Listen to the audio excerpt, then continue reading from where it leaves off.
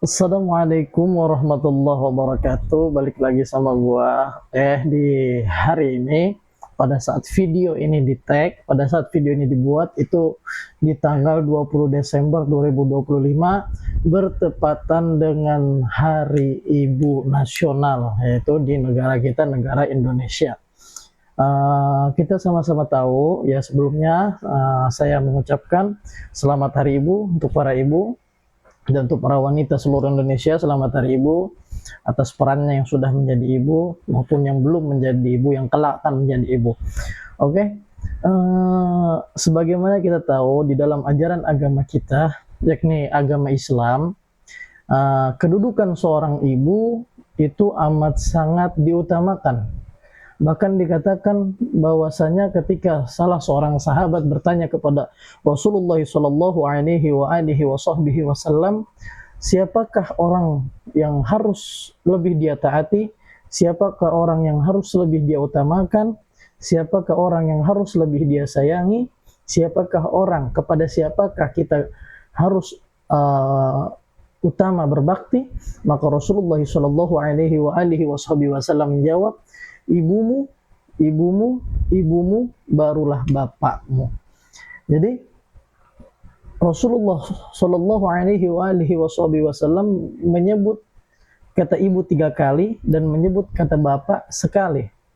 Ya, dalam artian mengapa sampai kata ibu disebut atau diucapkan oleh Rasulullah Shallallahu Alaihi Wasallam sampai 3 kali? Karena peran ibu ini, seorang ibu ini amat sangat banyak perjuangannya. Dia yang dia yang mengandung kita. Mulai dari usia kandungannya, usia kandungan yang kecil, ya, ada sampai usia kandungan besar. Dari yang usia kecil, yang kita di dalam perutnya nih masih embrio atau apalah namanya itu, masih enteng dibawa-bawa. Tapi ketika ibu kita udah mengandung kita 9 bulan, perutnya udah menonjol, perutnya sudah membesar, itu kemana-mana kita dibawa. Nggak bisa itu yang namanya perut lagi hamil 9 bulan, sedang berat-beratnya itu ditaruh dulu, mau pergi ke pasar ditaruh dulu, nggak bisa. Ditinggal dulu di rumah, nggak bisa. Sebegitu beratnya, sebegitu menonjolnya itu perut, dibawa-bawa kemana pergi. Dia pergi pengajian dibawa, dia pergi masak dibawa, dia pergi ke pasar dibawa, kagak bisa ditaruh. Dan dia melahirkan dengan amat sangat penuh perjuangan. Sengeden-ngedennya dia ngeluarin kita, anaknya. Nah, ini pengorbanan seorang ibu. Ya kalau ayah cuma nanam benih doang. Nah, atas lantaran inilah seorang ibu amat sangat diutamakan kita berbakti kepadanya dibandingkan kepada ayah.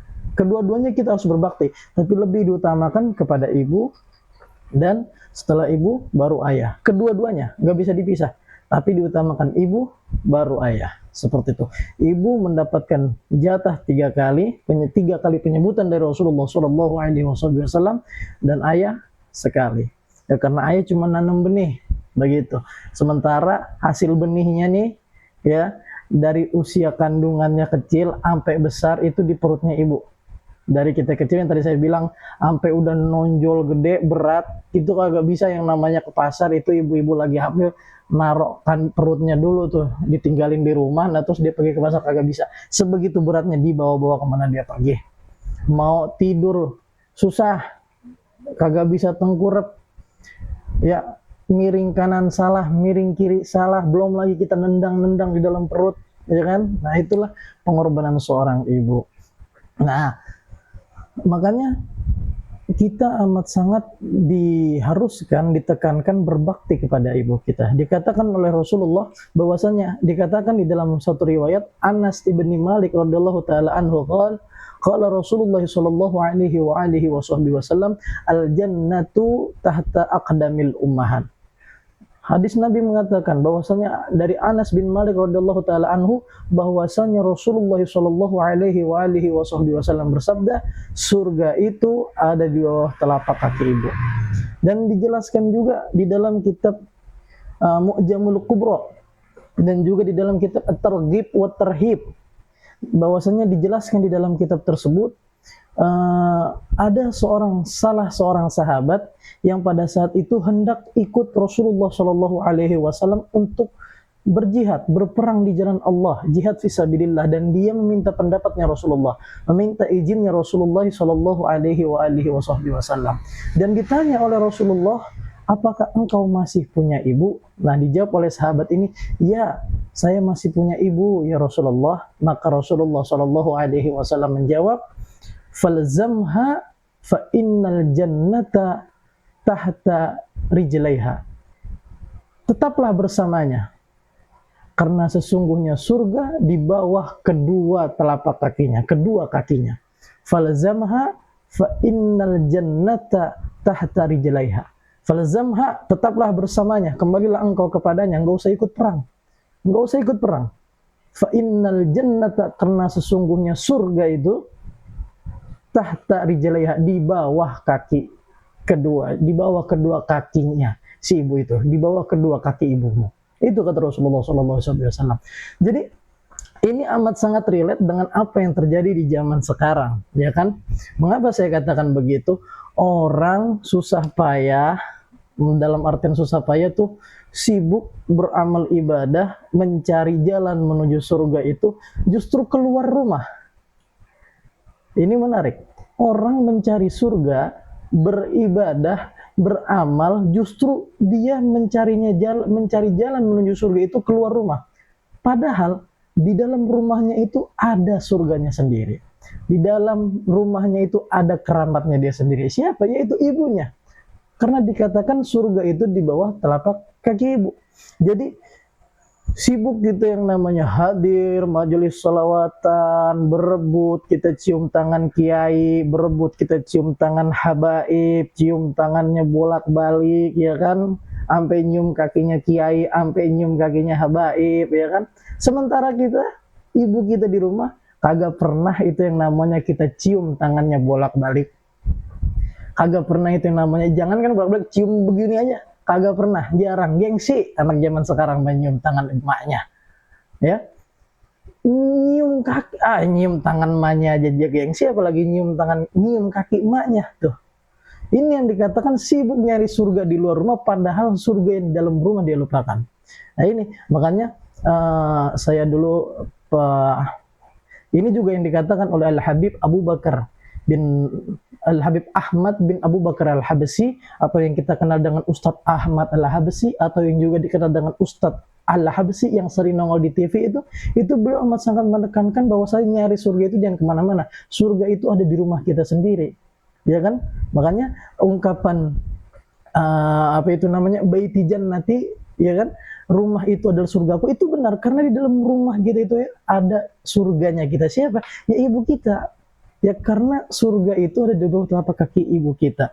Makanya beliau itu, Ustadz Ahmad Al-Habsyi, bikin buku, menulis buku. Nah ini bukunya saya nggak tahu nih masih terbit apa enggak buku ini. Nah ini namanya buku 7 Keajaiban Orang Tua, Cara Cepat Sukses Dunia dan Akhirat. Nah ini ada surga di rumahmu, itu kata Ustadz Ahmad Al-Habsyi. Itu bahkan Al-Habib Abu Bakar bin Ahmad As-Segaf Gresik, seorang wali min auliyaillah, kekasihnya Allah, seorang ulama, seorang yang soleh, seorang alim, ya, abid, ahli ibadah, itu beliau katakan, satu doa ibumu itu lebih mujarab, lebih makbul, lebih cepat terkabul daripada 40 orang wali. Doanya 40 orang wali seperti kata Habib Abu Bakar bin Ahmad As-Segaf Gresik. Itu beliau katakan. Jadi keramatnya kita itu, jangan kita sibuk nyari doa kepada habaib. Boleh kita minta doa kepada habaib, boleh kita minta doa kepada kiai, boleh kita minta doa kepada ustadz, boleh kita yang namanya cium tangan habaib,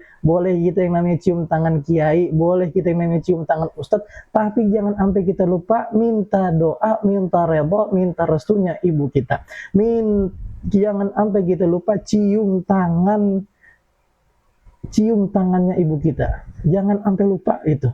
Boleh, kita kagak pernah ngelarang itu namanya cium tangannya Habib, kagak.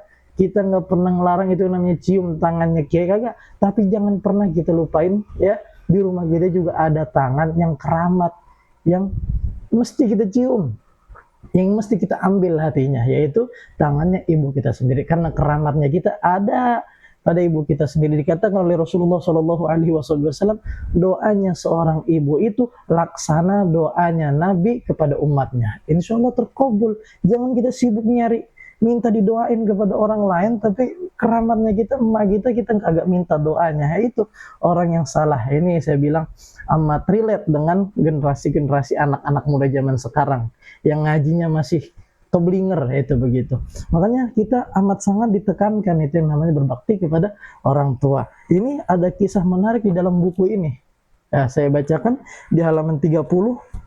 Itu Zainal Abidin bin Husain bin Ali bin Abi Thalib radhiyallahu taala anhu, yang mana beliau ini adalah cicitnya Rasulullah Shallallahu Alaihi Wasallam, ya kan? Beliau adalah seorang pemuka tabi'in yang sangat berbakti pada kedua orang tuanya. Suatu waktu ada orang yang berkata kepadanya, sungguh engkau dikenal sebagai orang yang paling berbakti pada ibumu, tapi kami tidak pernah melihat engkau makan bersama ibumu. Bukankah engkau pernah melihat kami makan satu tempat bersama ibu kami? Jadi beliau ini, Sayyidina Zainal Abidin bin Husain bin Ali bin Abi Thalib, itu terkenal sebagai anak yang berbakti kepada ibunya. Tapi kagak pernah itu yang namanya kelihatan satu momen makan bareng sama emaknya. Bagaimana bisa dikatakan sebagai anak yang berbakti tapi kagak pernah makan bareng sama emaknya? Satu nampan, satu piring, kagak pernah itu yang namanya makan bareng sama emaknya. Bahkan satu meja kagak pernah. Maka ditanyain hal ini kepada Sayyidina Zainal Abidin, maka Sayyidina Zainal Abidin itu menjawab, aku lebih berbakti kepada orang tuaku dan tidak seperti kalian.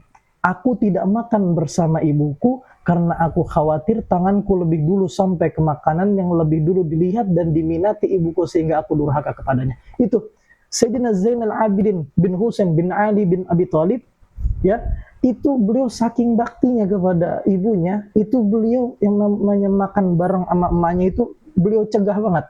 Beliau ogah banget. Mengapa? Karena beliau takut nih tangannya beliau, misalkan di situ lagi makan bareng ada ayam atau ada makanan apa gitu yang enak, emaknya udah kepengen, emaknya ngelihat minat, kepengen sama itu makanan, tapi udah keduluan sama tangannya beliau yang ngambil.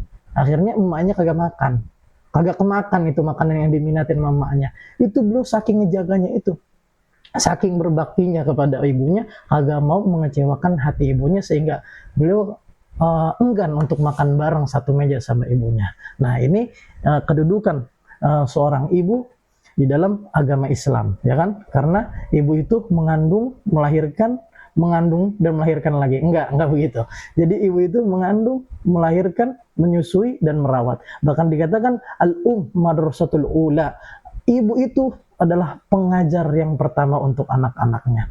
Makanya jangan pernah bilang yang namanya perempuan itu ngapain sekolah tinggi-tinggi, ngapain kuliah, ujung-ujungnya di dapur. Kagak Pak, kagak boleh kita ngomong begitu. Biar kata ujung-ujungnya di dapur, kita nih orang laki yang kerja, biar kata bini kita ujung-ujungnya di dapur, tapi tetap madrasatul ula. Kita nanti sebagai bapak, sebagai suami sibuk nyari nafkah, kerja potong-panting dari pagi ketemu sore, malam jarang ketemu anak. Yang ngajarin anak kita siapa kalau bukan emaknya? Makanya kita agak boleh mengatakan perempuan jangan sekolah tinggi-tinggi, karena nanti ujungnya di dapur. Lah kagak bisa kita ngomong begitu. Karena kalau kita ninggalin yang namanya anak istri kita untuk bekerja, maka anak ini yang mendidik nanti adalah emaknya yang pintar itu, yang sekolahnya tinggi itu. Karena apa?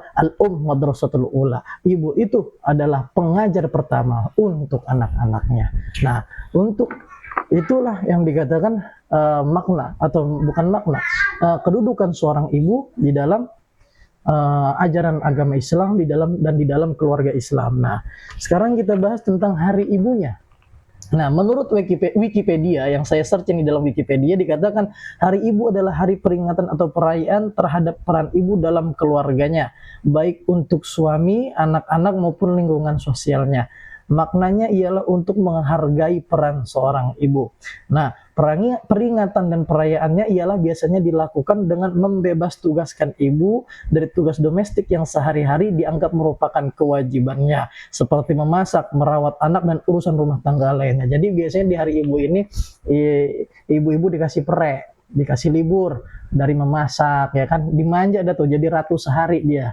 Nah, di Indonesia Hari Ibu dirayakan setiap tanggal 22 Desember dan ditetapkan sebagai hari perayaan nasional, sementara di Amerika dan lebih dari 75 negara seperti Australia, Kanada, Jerman, Italia, Jepang, Belanda, Malaysia, Singapura, Taiwan, dan Hong Kong, Hari Ibu atau Mother Day dirayakan pada hari Minggu pekan kedua di bulan Mei. Di beberapa negara Eropa dan Timur Tengah, Hari Perempuan Internasional atau International Women's Day diperingati setiap tanggal 8 Maret. Nah, itu definisi atau pengertian umumnya Hari Ibu yang saya dapat dari Wikipedia. Nah, sekarang kita bahas tentang sejarah Hari Ibu di Indonesia. Kenapa kalau tadi kita tadi disebutkan bahwa saya di Amerika Serikat dan di beberapa negara lainnya Hari Ibu itu di pekan kedua di bulan Mei. Di bulan Mei kalau nggak salah tadi kan, pekan kedua di bulan Mei, ya kan, dirayakannya. Dan sementara di Eropa dan di Timur Tengah itu setiap tanggal 8 Maret. Tapi kenapa di Indonesia dirayakannya itu diperingati Hari Ibu di tanggal 22 Desember? Nah, Hari Ibu di Indonesia dirayakan secara nasional pada tanggal 22 Desember. Tanggal ini diresmikan oleh Presiden Insinyur Soekarno, Presiden pertama Republik Indonesia, di bawah keputusan Presiden Republik Indonesia nomor 316 tahun 1959, tanggal 16 Desember 1959. Jadi udah disahkan memang tanggalnya ini melalui Kepres, keputusan Presiden. Pada ulang tahun ke-25 Kongres Perempuan Indonesia di tahun 1928. Tanggal tersebut dipilih untuk merayakan semangat wanita Indonesia dan untuk meningkatkan kesadaran berbangsa dan bernegara. Kini arti Hari Ibu telah banyak berubah. Nah, ini mirisnya. Di mana hari tersebut ini diperingati dengan menyatakan rasa cinta terhadap kaum ibu. Nah, jadi saya garis bawahi, karena sesungguhnya sebenarnya Hari Ibu ini 20 Desember ini sebenarnya mengapa diperingati Hari Ibu? Karena memang momennya itu sebenarnya harusnya dijadikan sebagai Hari Wanita. Karena ini kan Kongres Perempuan Indonesia gitu kan. Ya memang harusnya dijadikan Hari Wanita Indonesia, bukan Hari Ibu. Nah, cuman karena emang dari dulu Pak Karno ngasihnya Hari Ibu, nah jadi ada yang namanya kepleset makna atau apa ya dibilangnya ya, salah kaprah. Jadi dibilang ya namanya emang Hari Ibu, tapi sebenarnya maknanya bukan Hari Ibu. Maknanya itu untuk menghargai peran-peran wanita, emansipasi wanita di zaman-zaman penjajahan pada waktu itu dan di zaman kependudukan Belanda pada waktu itu, gerakan-gerakan wanita itu untuk menghargai, mengenang hal-hal tersebut, dikatakanlah tanggal 22 Desember itu dijadikan Hari Ibu. Ya memang maknanya Hari Ibu, cuman karena makna itulah terjadi penyimpangan, bukan penyimpangan ya, kesalahpahaman, salah kaprah dalam memaknai Hari Ibu tersebut. Karena maksud Presiden Soekarno itu dinamakan Hari Ibu lebih kepada ibu itu kan wanita, jadi lebih kepada wanitanya yang harus diapresiasi, bukan peran ibunya. Nah, di sini makanya dikatakan telah banyak berubah, di mana hari tersebut kini diperingati dengan menyatakan rasa cinta terhadap ibu. Orang-orang saling bertukar hadiah dan menyelenggarakan berbagai acara dan kompetisi seperti lomba memasak dan memakai kebaya. Nah, karena memang harusnya ini namanya Hari Wanita, bukan Hari Ibu, karena mengingat ini ditetapkan karena Kongres Perempuan Indonesia, yaitu emansipasi wanita atau gerakan wanita yang mau berjuang untuk menyamaratakan hak, ya kan, dan untuk kebebasan perempuan agar berkembang seperti laki-laki, agar setara di segala bidang. Nah, begitu. Cuman karena emang ibu-ibu itu dari perempuan, maka dinamakan Hari Ibu. Karena seharusnya ini Hari Wanita Indonesia. Karena saya sih lebih setujunya Hari Ibu ya Hari Ibu aja, Hari Wanita ya Hari Wanita aja. Hari Wanita bisa di tanggal 21 April, yaitu di Hari Kartini, ya seperti itu. Cuman ya balik lagi, ini kan udah keputusan Pak Karno pada waktu itu. Hari Ibu merupakan perayaan untuk semua perempuan Indonesia, tidak terbatas pada perempuan yang telah menjadi ibu, tetapi juga mereka yang belum menjadi ibu, para pekerja, pendidik, dan semua perempuan yang membentuk wajah Indonesia. Identitas perempuan lebih luas dari hanya sekedar sebutan ibu dalam ruang domestik, tapi juga penulis sejarah, pemegang ilmu, dan penggerak bangsa. Nah, ini yang dikatakan Madrasatul Ula. Nah, itu kan seorang ibu itu adalah pengajar pertama di dalam keluarganya untuk anak-anaknya. Bahkan dikatakan entah itu Imam Ghazali atau salah satu ulama mengatakan bahwasanya kalau engkau mau melihat satu negara itu baik, maka lihatlah kaum perempuannya. Kalau kaum perempuannya itu baik, inteleknya bagus, nah maka negara itu juga menjadi negara yang baik, negara yang berkembang, negara yang maju. Nah itu. Nah, balik lagi, ini ngomongin Hari Ibu di Indonesia ya. Nah, sebagaimana yang diamanatkan atau digagas oleh Bapak Insinyur Soekarno, Presiden Republik Indonesia. Di Indonesia, Hari Ibu dimulai dari aktivisme politik. Nah, Hari Ibu di Indonesia dirayakan pada ulang tahun hari pembukaan Kongres Perempuan Indonesia yang pertama, yang digelar dari tanggal 22 Desember sampai 25 Desember 1928. Kongres ini diselenggarakan di sebuah gedung dalam Jayadipura yang kini merupakan kantor Balai Pelestarian Katamso Yogyakarta. Kongres ini dihadiri sekitar 30 organisasi wanita dari 12 kota di Jawa dan Sumatera. Di Indonesia, organisasi wanita telah ada sejak 1912, terinspirasi oleh pahlawan-pahlawan wanita Indonesia pada abad ke-19 seperti Raden Ajeng Kartini, Marta Christina Tiahahu, Cut Nyak Miotia, Maria Walanda Maramis, Dewi Sartika, Nyai Ahmad Dahlan, Rasuna Said, dan sebagainya. Nyai Ahmad Dahlan ini istrinya Kiai Haji Ahmad Dahlan atau Ibu Siti Walidah. Sebagaimana kebiasaan orang Jawa, kalau laki-laki udah sepuh, paham ilmu agama, pinter ilmu agama, ilmunya mumpuni, luas ilmu agamanya, maka disebut kiai. Nah, istrinya kiai ini disebut ibu nyai. Nah, makanya Nyai Ahmad Dahlan, maksudnya istri dari Kiai Haji Ahmad Dahlan. Nah, beda dengan di Betawi. Kalau di Betawi nyai itu nenek begitu. Kongres yang dimaksudkan untuk meningkatkan hak-hak perempuan di bidang pendidikan dan pernikahan. Para perempuan di Kongres 1928 bicara soal pendidikan untuk anak perempuan, penghapusan kawin paksa, hak bersuara di ruang publik, dan perjuangan akan kesetaraan martabat dan masa depan bangsanya. Karena memang pada waktu itu, di masa penjajahan Belanda, di masa penjajahan Jepang, perempuan itu, ya pokoknya zaman dulu dah, perempuan itu kurang setara, kurang diberikan hak ya.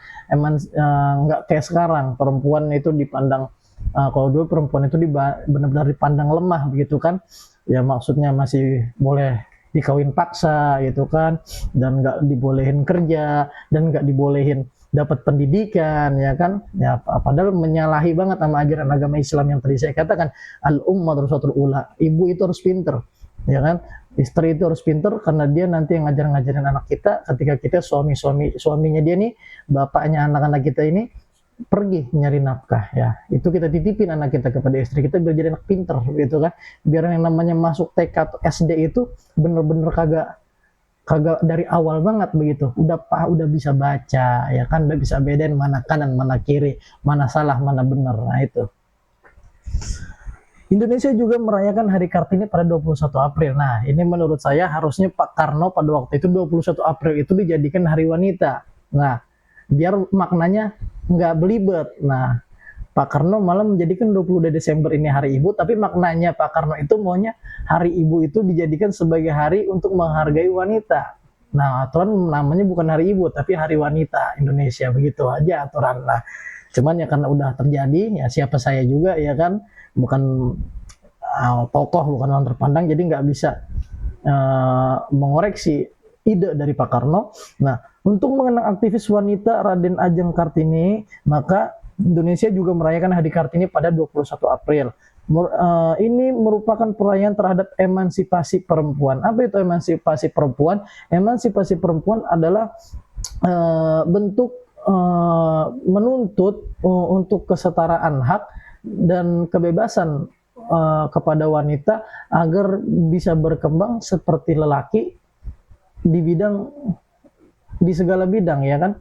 Jadi emansipasi wanita adalah bentuk menuntut kesetaraan hak dan kebebasan untuk perempuan agar bisa setara dengan laki-laki di segala bidang, yakni di bidang politik, bidang pendidikan, dan segala bidang pekerjaan, di bidang ekonomi, dan sebagai macam bidang-bidang lainnya, ya kan.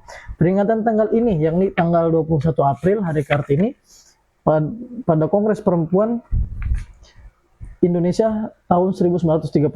Nah, jadi Hari Kartini juga disahkan di Kongres Perempuan Indonesia di tahun 1938. Pada saat Presiden Insinyur Soekarno menetapkan Raden Ajeng Kartini sebagai pahlawan emansipasi wanita dan hari lahir Kartini sebagai memperingati Hari Emansipasi Wanita Nasional, ya kan? Tetapi banyak warga Indonesia yang memprotes dengan berbagai alasan. Mengapa? Yakni diantaranya alasan tersebut ialah dikatakan bahwasanya Raden Ajeng Kartini hanya berjuang di Jepara dan Rembang, dan juga R.A. Kartini lebih pro ke Belanda katanya daripada tokoh-tokoh wanita yang lainnya seperti Cut Nyak-Dien dan lain-lain. Nah, maka dari semua kesimpulan, dari semua yang udah saya paparkan tadi, kedudukan ibu dalam agama Islam dan sejarah Hari Ibu di Indonesia dan maksud makna ide Pak Karno dalam hari menentukan 22 Desember itu sebagai Hari Ibu itu seperti apa. Jadi dapat disimpulkan bahwasanya ketika kita mengucapkan selamat Hari Ibu, itu berarti kita sedang merayakan sejarah perempuan Indonesia yang panjang dan berani dalam memperjuangkan kaumnya di negeri ini. Jadi selamat Hari Ibu untuk para ibu-ibu sedunia yang udah menjadi ibu maupun yang belum atau akan menjadi ibu. Ya, semoga negara Indonesia ini menjadi negara yang dikatakan oleh salah seorang ulama, apabila engkau ingin melihat negara itu berkembang atau baik, maka lihatlah perempuannya. Apabila perempuannya baik, maka baik jugalah negaranya.